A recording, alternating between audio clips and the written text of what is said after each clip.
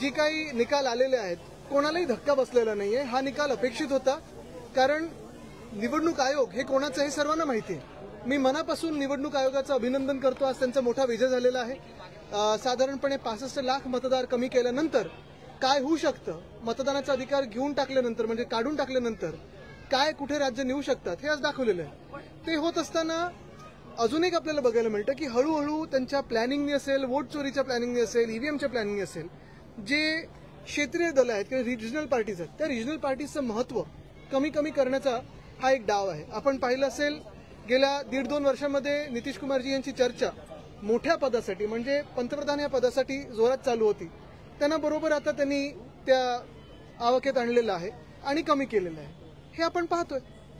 India आघाडीचा चेहरा असलेले तेजस्वी यादव सुद्धा त्यांना हार पत्करावी लागली। काँग्रेसने सुद्धा म्हणजे अगदी शून्यावरती काँग्रेस। नक्कीच ना, आपण पाहिलं असेल साधारणपणे कुठचा बूम पाहिजे तुम्हाला?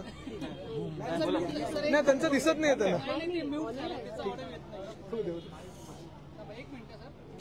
करा दारुण पराभव झालाय काँग्रेसचा आणि मुख्यमंत्री पदाचा चेहरा असलेल्या तेजस्वी यादव त्यांचा सुद्धा पराभव झाला। नक्कीच आपण पाहिलं असेल तेजस्वी यादव हे साधारणपणे जे प्रचार करत होते त्यांचा एकच मेन अजेंडा होता, तो म्हणजे जॉब्स, नोकऱ्या।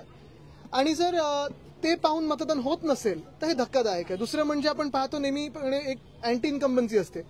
प्रो इन्कम्बन्सी जरी असली तरी भाजप किती लढलं होतं? 105 आणि त्याच्यातून 95 सीट्स, म्हणजे असा निकाल जर असेल मला वाटतं त्यांनी 100च घेऊन टाकायला पाहिजे होतं। पण आता मी विनंती करीन भाजपला की आता बिहार, महाराष्ट्र वगैरे लढणं सोडून द्या।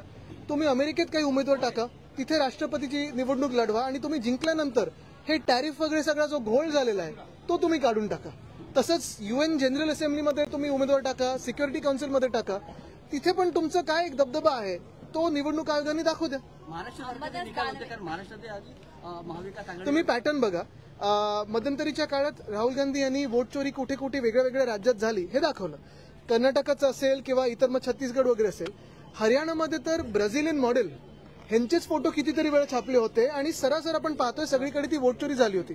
त्यानंतर आम्ही वरळीत काय झालं हे दाखवलं, लवकरच अजून मुंबईत आणि महाराष्ट्रात काय झालं हे दाखवणार आहोत।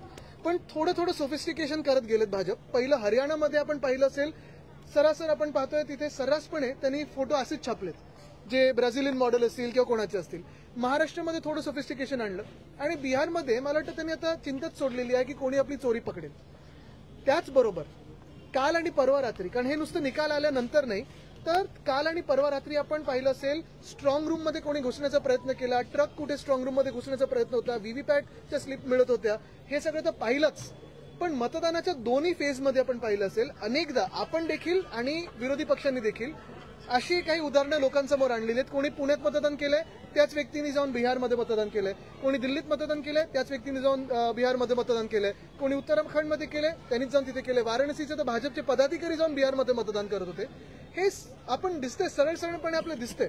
आणि हे जरी आपण पाहून देश म्हणून शांत बसणार असू तर मला वाटतं असंच डिक्टेटरशिपला आमंत्रण देत आहोत।